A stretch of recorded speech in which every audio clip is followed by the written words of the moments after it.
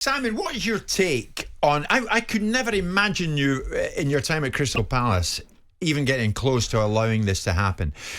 Basically, Paul Winstanley has become Chelsea's new director of global talent and transfers. What a great job that is, isn't it? I'm the new director of global talent and transfers. I'm off around the world. But in doing so, he became the 6th staff member to follow manager Graham Potter from Brighton to Chelsea. Now, I remember at the time, when we heard that, I think we broke the story that day, that Potter was out of Brighton and going to Chelsea. You said one thing that can't happen from a Brighton viewpoint is it takes his backroom staff with him. You wouldn't allow that. He's going to take his immediate backroom staff, but it shouldn't spread to everybody that you've got in the building and ultimately leave you very deplenished and in need of a complete change. I bumped into Tony's brother in Marbella the other day. They were quite relaxed about it. They Tony Bloom, the owner. Yeah, Tony Bloom. They knew what was coming down the pike. Pillaged Brighton and left Brighton in a disadvantaged position, or is the argument this huge level of staff that's going into the jobs now makes it jobs for the boys and overcooking it? Which part of the discussion are we running? Both. Well, both really, yes. Yeah. I mean, Brighton, have built a team of people that have created... The biggest thing about football is recruitment. Go past the Rocco Forte of location. And in football, it's recruitment. And so how big that role can't be underestimated. And if we're going to argue about the level of people that are being employed in a global brand, which a football club is now by being in the Premier League, and one of the blue chip brands, which are Chelsea, I don't think they're blue chip in heritage, but they're blue chip in achievements recently, they will need to have a significant amount of resource to be able to do things properly. Would I allow fat and unnecessary jobs for the boys mentality? Well, we'd have to be clear on what these guys' job descriptions were and how many ways they Venn diagrammed, i.e. overlapped one another to be able to give an outcome which was just duplicating what the other person's doing. But I don't get the impression that Todd Boehly, despite his profligacy on some of the transfers, commercially, this is a commercial decision. This is the guy looking at a commercial department. So you don't kick a ball, you don't manage a team. What you do is you provide the resource around it. But he's built some team here, Simon. Because they clearly think they need it. Okay, we would argue then, if it's nicked it all from Brighton, then what did Brighton need it for? If that's the model, then it must be a model that's being replicated. And Chelsea are an infinitely bigger club than Brighton. So what is Boehly up to here? He's got Winstanley in as Chelsea's new director of global talent and transfers. In also comes Christopher Vivell from Leipzig, Lawrence Stewart from Monaco as technical director, Joe Shields from Southampton, director of recruitment, and now Winstanley's gone to... When does a good structure, Simon, become a case of too many cooks? Have you got some of those headlines? They're already crossing over in title. Well, there must be. You would think, Danny. You would think too many cooks. It is commercial. Yeah, that's fine. It looks that way, but unless we understand the specifics and explicits of their job description, true, you won't know whether there is an element of overcooking it.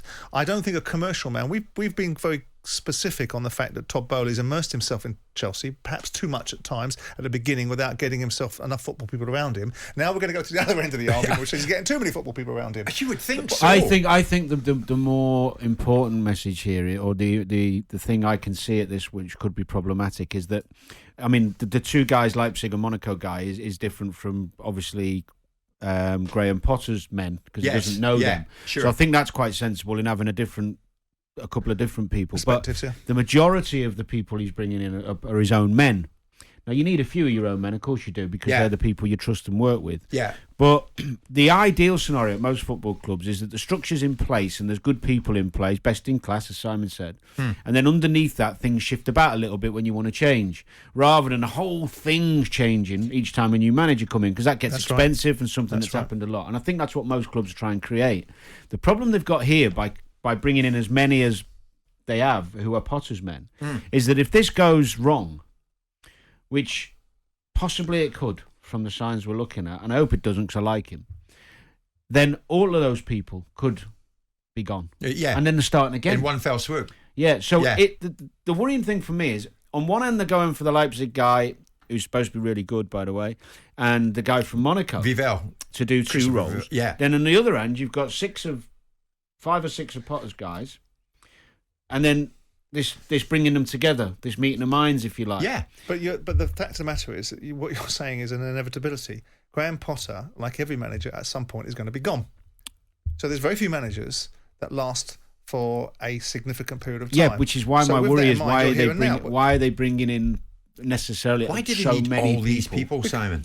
Two technical directors, a director of recruitment. Again, Winstanley's gone that's as fine. director That's of global fine talent. in terms of if they would... if they think it's a full-time job, and they must think it's a full-time job, then ultimately it will have a job that has an expansive remit, which means that these guys are doing their jobs at a high level. Now, if Todd Boehly is a commercial man, he'll listen to the football BS in the dressing room, and he'll take that at face value and go, I've got to listen to all that crap. Okay, that's the industry specifics. This is a commercial discussion about having people in positions to do jobs.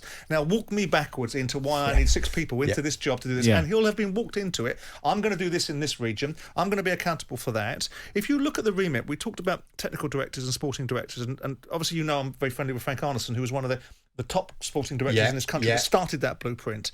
And what sporting directors started off as and what they are now, if you look at the true emphasis on sporting directors and the roles that these guys are being given, they're pretty big tasks. They're not just this idea that you go and scout a few players and report into the board. That's what it used to be. A real big job on their But heads. where have we got to? What did you have at Palace? And I know it was some years ago, but it's a different dynamic. Yeah, we had a sporting director and we had a head of recruitment, but we didn't have a board situation where they necessarily had 4 or 5 guys working underneath them, and then they reported into me. I had one guy that I had a relationship with whether it was Bob Dowie or whether it was Terry Bullivant that helped me recruit managers.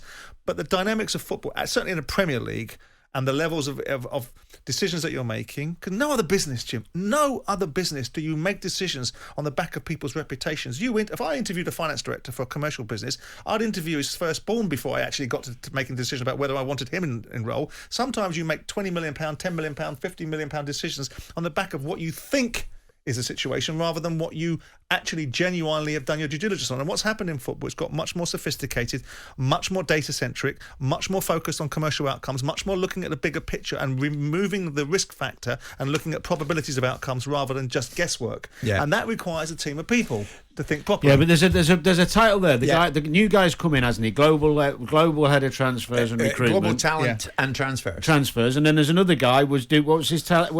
We've got 2 technical directors, and Joe Shields, who they got from Southampton, is director of recruitment. Oh, so there's a director of recruitment and there's a head of transfers and recruitment. No one batted an eyelid. I want to know a second, you lot. No one batted an eyelid when we had one of Milo Jednik in the other day, who was a head of loans. I mean, is that a full-time job? Head of loans? It is now when you've got so many players out. Okay, so then you're making a case for that job. So then, but that's not going to be as well paid as some of these guys. How do you know? It's just logic. Well, you don't know because you don't know what the jobs are. Oh, so you think looking after some young kids out on loan is going to be as well paid as somebody who's in charge of recruitment? Depends how important loan is, and depends how much you spent investing in your structure. Because if you're producing players like David Beckham that's gone out on loan, or Harry Kane that's gone out on loan, and you're having to adapt to a circumstance where you have to balance the squad, possibly you could attach a lot of value to it. Yeah, so there's a great point, Danny, made by CH, who's a Chelsea fan. Chelsea and Boehly and you lot, we can't win with you lot. Now, this is a good point, actually, Simon. At the beginning, Todd Boehly was too involved. That's what I said. He's too hands-on. But me and Simon and I have never been on this show saying that he was wrong for getting involved in a business. No, I was with you.